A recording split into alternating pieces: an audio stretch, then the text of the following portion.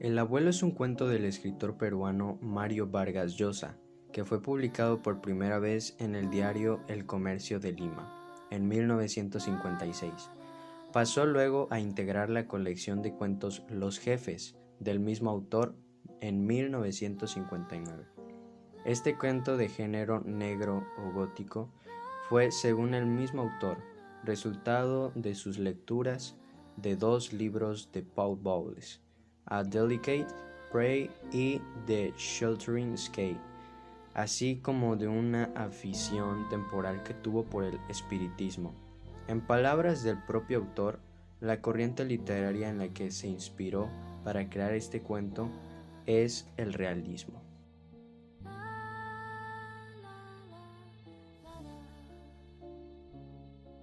Cada vez que el viento desprendía una ramita o golpeaba los vidrios de la cocina que estaba al fondo de la huerta haciendo ruido, el viejecito saltaba con agilidad desde su asiento improvisado, que era una enorme piedra, y espiaba ansiosamente entre el follaje. Pero el niño no aparecía. A través de las ventanas del comedor, abiertas a la pérgola, veía en cambio las luces de la araña, encendidas hacía rato, y bajo ellas sombras medio deformes que se deslizaban en medio de las cortinas. Lentamente, el viejito había sido corto de vista desde joven y también algo sordo, de modo que eran inútiles sus esfuerzos por comprobar si la cena había comenzado o si aquellas sombras movedizas les causaban los árboles más altos. Regresó a su asiento y esperó. La noche anterior había llovido y la tierra y las flores desprendían una agradable olor a humedad, pero los insectos abundaban y los esfuerzos desesperados del don Eulogio, que agitaba sus manos constantemente en torno del rostro, no conseguían evitarlos. A su barbilla trémula, a su frente y hasta las cavidades de sus párpados llegaban cada momento lancetas invisibles a punzarle la carne. El entusiasmo y la agitación que mantuvieron su cuerpo dispuesto y febril durante el día habían decaído, y se sentía ahora cansancio y algo de tristeza. Tenía frío, le molestaba la oscuridad del vasto jardín y le atormentaba la imagen persistente momento atrás de alguien, quizá la cocinera o la mayordomo, sorprendiéndolo de pronto en su escondrijo. ¿Qué hace usted en la huerta a estas horas, don Eulogio? Y vendrían su hijo y su hija política, convencidos de que estaba loco. Sacudido por un temblor nervioso, volvió a la cabeza y adivinó entre los bloques de cristamos, de nardos y de rosales el diminuto sendero que llegaba a la puerta trasera, esquivando el palomar. Se tranquilizó apenas, recordando haber comprobado 3 veces que la puerta estaba junta, con el pestillo socorrido, y que en unos segundos podía deslizarse hacia la calle sin ser visto. Si hubiera venido ya, pensó, tranquilo, porque hubo un instante a los pocos minutos de haber ingresado cautelosamente a su casa por la entrada casi olvidada de la huerta, en que perdió la noción del tiempo y permaneció como dormido. Solo reaccionó como el objeto que ahora acariciaba sin saberlo. Se desprendió de sus manos golpeándole el muslo, pero era imposible. El niño no podía haber cruzado la huerta aún, porque sus pasos se lo habrían despertado. O el pequeño habría extinguido su velo, encogido y durmiendo justamente al borde del sendero que debía conducirlo a la cocina. Esta reflexión la animó. El viento soplaba con menos violencia, su cuerpo se adaptaba al ambiente y había dejado de temblar. Tentando entre los bolsillos de su saco, encontró pronto el cuerpo duro y cilíndrico del objeto que había comprado esa tarde en el almacén de la esquina. El viejecito sonrió. Regocijados en la penumbra, recordando el gesto de la sorpresa de la vendedora, él había permanecido muy serio, taconeando con elegancia, agitando levemente y en su círculo su largo bastón enchapado en metal, mientras la mujer pasaba enfrente de sus ojos cirios y velas de cebo de diversos tamaños. Esta, dijo él, con un ademán rápido que quería significar molestia por el quehacer desagradable que cumplía. La vendedora insistió en envolverla, pero don Eulogio se negó. abandonando la tienda con premura. El resto de la tarde estuvo en el club, encerrado en el pequeño salón del tambor, donde nunca había nadie. Sin embargo, extremando las precauciones para evitar la solicitud de los mozos, echó llave a la puerta. Luego, cómodamente hundido en el confortable de suave color escarlata, abrió el maletín que traía consigo y extrajo el precioso paquete. La tenía envuelta en su hermosa bufanda de seda blanca, precisamente la que llevaba puesta la tarde del hallazgo. A la hora más cenicienta del crepúsculo, había tomado un taxi, indicando al chofer que circulara despacio por las afueras de la ciudad. Corría con una deliciosa brisa tibia, y la visión entre grisácea y roja del cielo sería más sorprendente y bella en medio del campo. Mientras el automóvil corría con suavidad por el asfalto, sus ojitos vivaces, única señal ágil en su rostro flácido lleno de bolsas, iban deslizándose distraídamente sobre el borde del canal vecino a la carretera, cuando de pronto, casi por intuición, le pareció distinguir un extraño objeto. «Deténgase», dijo, pero el chofer no lo oyó. «Deténgase, pare». Cuando el auto se detuvo y en retroceso llegó al montículo de piedras, don Eulogio comprobó que se trataba efectivamente de una calavera. Teniéndola entre las manos, olvidó la brisa y el paisaje, y estudió minuciosamente con creciente ansiedad esa dura forma impenetrable despojada de carne y de piel, sin nariz, sin ojos, sin lengua. Era un poco pequeña y se sintió inclinado a creer que era de un niño. Estaba sucia, polvorienta, y el cráneo pelado tenía una abertura del tamaño de una moneda, con los bordes astillados. El orificio de la nariz era un perfecto triángulo, separado por la boca por un puente delgado y menos amarillo que el mentón. Se entretuvo pasando un dedo por las cuencas vacías, cubriendo el cráneo en forma de bonete o hundiendo su puño por la cavidad baja hasta tenerlo en el interior. Entonces, sacando un nudillo por el triángulo y otro por la boca a manera de una larga lengüeta, imprimía a su mano movimientos sucesivos y se divertía enormemente imaginando que aquello estaba vivo. 2 días la tuvo oculta en el cajón de la cómoda, envoltando el maletín de cuero, envuelta cuidadosamente sin revelar a nadie su hallazgo. La tarde siguiente, la del encuentro, permaneció en su habitación, paseando nerviosamente entre los muebles lujosos de sus antepasados. Casi no levantaba la cabeza. Se diría que examinaba con devoción profunda los complicados dibujos sangrientos y mágicos del círculo central de la alfombra, pero ni siquiera los veía. Al comienzo estuvo muy preocupado. Pensó que podía ocurrir imprevistas complicaciones de familia, tal vez se reirían de él. Esta idea lo indignó y tuvo angustia y deseo de llorar. A partir de ese instante, el proyecto se apartó solo un momento de su mente. Fue cuando de pie a la ventana vio el palomar oscuro, lleno de agujeros, y recordó que en una época cercana aquella casita de madera con innumerables puertas no estaba vacía y sin vida, sino habitada de animalitos pardos y blancos que picoteaban con insistencia cruzando la madera de surcos y que a veces revoloteaban sobre los árboles y las flores de la huerta. Pensó con nostalgia en los débiles y cariñosos que eran.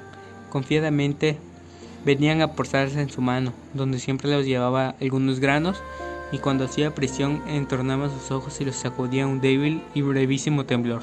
Luego no pensó más en ello. Cuando el mayordomo vino a anunciarle que estaba lista la cena, ya lo tenía decidido. Esa noche durmió. A la mañana siguiente recordaba haber soñado que una larga fila de grandes hormigas rojas invadía sorpresivamente el palomar, causando desasosiego entre los animalitos, mientras él, en su ventana, advertía la escena por un catalejo. Habría imaginado que la limpieza de la calavera sería un acto sencillo y rápido, pero se equivocó. El polvo, lo que había creído polvo y tal vez era excremento por su aliento picante, se mantenía soldado en las paredes internas y brillaba como el metal en la pared posterior del cráneo. A medida que la seda blanca de bufanda se cubría de lamparones grises, sin que fuera visible que disminuía la capa de suciedad, iba creciendo la excitación de don Eulogio. En un momento indignado arrojó la calavera, pero antes de que ésta dejara de rodar se había arrepentido, y estaba fuera de su asiento, gateando por el suelo hasta alcanzarla y levantarla con precaución. Supuso entonces que la limpieza sería posible utilizando alguna sustancia grasienta. Por teléfono encargó a la cocina una lata de aceite y esperó en la puerta al mozo, arrancándole con violencia la lata de la mano, sin prestar atención a la mirada inquieta con el que él intenta recorrer la habitación por su hombro. Lleno de zozobra, empapó la bufanda en aceite y al comienzo con suavidad, luego acelerando el ritmo, raspó hasta esparcerla. Comprobó entusiasmadamente que el remedio era eficaz. Una tuene lluvia de polvo cayó a sus pies. Durante un minuto, mientras él ni siquiera notaba que se humedecían sus dedos y el borde de sus puños. De pronto, puesto de un brinco, admiró la calavera que sostenía sobre su cabeza, limpia, luciente, inmóvil, con unos puntitos como de sudor sobre la suave superficie de los pómulos. La envolvió de nuevo, amorosamente, cerró su maletín y salió precipitado del club. El automóvil que ocupó en la puerta lo dejó a la espalda de su casa. Había anochecido. En la fría penumbra de la noche se tuvo que un momento, temeroso de la puerta estuviera clausurada. Enervado, calmó, estiró su brazo y dio un respiro de felicidad, al notar que giraba la manija y que aquella codicia era en corto chirrido. En ese momento escuchó voces en la perlojala. Estaba en misionista que incluso había olvidado él. Motivo de ese trajín febril, las voces en el movimiento fueron tan imprevistas que su corazón parecía una bomba de oxígeno golpeándole el pecho. Su primer impulso fue agazarse, pero con una torpeza y se resbaló de la piedra cayendo de bruces. Sintió un dolor agudo en la frente y en un sabor desagradable de la tierra mojada en la boca, pero hizo ningún esfuerzo por incorporarse y continuar. Allí medio sepultado en la hierba, respirando fatigosamente, temblando en la caída, había tenido tiempo para elevar la mano para que apresionaba la calavera de modo que se mantuviera en el aire, a escasos centímetros del suelo, siempre limpia. La pérgola estaba a 50 metros de escondite y don Julio oía las voces como un delicado murmullo sin distinguir lo que decían. Se incorporó trabajosamente espiando, vio entonces en medio del arco de los grandes manzanos cuyas raíces tocaban el zócalo del corredor una forma clara y esbelta, y comprendió que era su hijo. Junto ahí había otra más oscura y pequeña, reclinaba con cierto abandono. Era la mujer pestañeando, frotando sus ojos, trató angustamente, pero en vano, de distinguir al niño. Entonces lo oyó reír, una risa cristalina de niño, espontáneamente, purísimo, que cruzaba el jardín como un animalillo. No esperó más, extrajo la vela de su saco, juntas a tientas, ramas, terrones y piedrecitas, y trabajó rápidamente hasta asegurar la vela sobre la piedra. Luego, con extrema delicadeza, para evitar que la vela perdiera el equilibrio, colocó encima la calavera, presa de gran excitación, uniendo sus pestañas el macizo cuerpo aceitado para verlo mejor. Comprobó de nuevo que la medida era justa. Por el orificio del cráneo asomaba un punto blanco como un nardo. No pudo continuar observando. El padre había elevado la voz, y aunque las palabras eran todavía incomprensibles, don Eulogio supo que se dirigía al niño. Hubo en ese momento como un cambio de palabras entre las tres personas. La voz gruesa del padre, cada vez más enérgica, el rumor melodioso de la mujer, los cortos gritos desemplados del nieto. El ruido cesó de pronto. El silencio fue brevísimo. Lo interrumpió como una explosión este último. Pero conste, hoy acaba el castigo, dijiste. 7 días y hoy se acaba, mañana ya no voy. Con las últimas palabras escuchó pasos precipitados, pero casi de inmediato dejó de oírlos. ¿Venía corriendo? Era el momento decisivo. Don Eulogio venció el ahogo que le estrangulaba y concluyó su plan. El primer fósforo dio solo un fugaz hilito azul. El segundo prendió bien, quemándose las uñas, pero sin sentir dolor. Lo mantuvo junto a la calavera, aún segundos después que la vela estuviera encendida. Dudaba porque lo que veía no era exactamente la imagen que supuso cuando una llamarada sorpresiva creció entre sus manos con un brusco crujido como de muchas ramas secas quebradas a la vez, y entonces quedó la calavera iluminada del todo, echando fuego por las cuencas, por el cráneo, por los huesos de la nariz y de la boca. «Se ha prendido toda», exclamó maravillado. Había quedado inmóvil, repitiendo como un disco: «Fue el aceite, fue el aceite». Estupefacto y embrujado ante el espectáculo medio macabro, medio mágico de la calavera en llamas, justamente en ese instante escuchó el grito. Fue un grito salvaje, como un alarido de animal herido, que se cortó de golpe.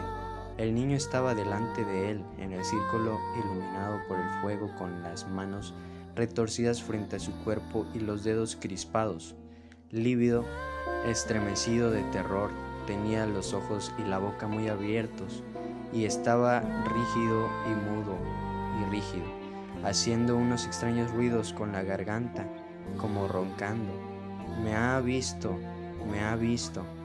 se decía don Eulogio, con pánico, pero al mirarlo supo de inmediato que lo había visto, que su nieto no podía ver otra cosa que el rostro, de huesos, que llameaba. Sus ojos estaban inmovilizados, con un terror profundo y eterno retratado, en ellos fijamente prendidos el fuego y a aquella forma que se carbonizaba. Don Eulogio vio también que, a pesar de tener los pies hundidos como garfos en la tierra, su cuerpo estaba sacudido por convulsiones violentas. Todo había sido simultáneo: la llamarada, el espantoso aullido, la visión de esa figura de pantalón corto, súbitamente poseída de espanto. Pensaba entusiasmado que los hechos habían sido incluso más perfectos que su plan, cuando sintió muy cerca voces y pasos que avanzaban, y entonces, ya sin cuidarse del ruido, dio media vuelta y a saltos, apartándose del sendero, destrozando con sus pisadas los macizos de crisantemos y rosales que entreveía en su carrera a medida que lo alcanzaban los reflejos de la llama. Cruzó el espacio que lo separaba de la puerta, la atravesó junto con el grito de la mujer, salvaje también, pero menos puro en el de su nieto. No se detuvo ni volvió la cabeza. En la calle, un viento frío hendió su frente y sus escasos cabellos, pero no lo notó y siguió caminando, despacio, rozando con el hombro el muro de la huerta, sonriendo satisfecho, respirando mejor, más tranquilo.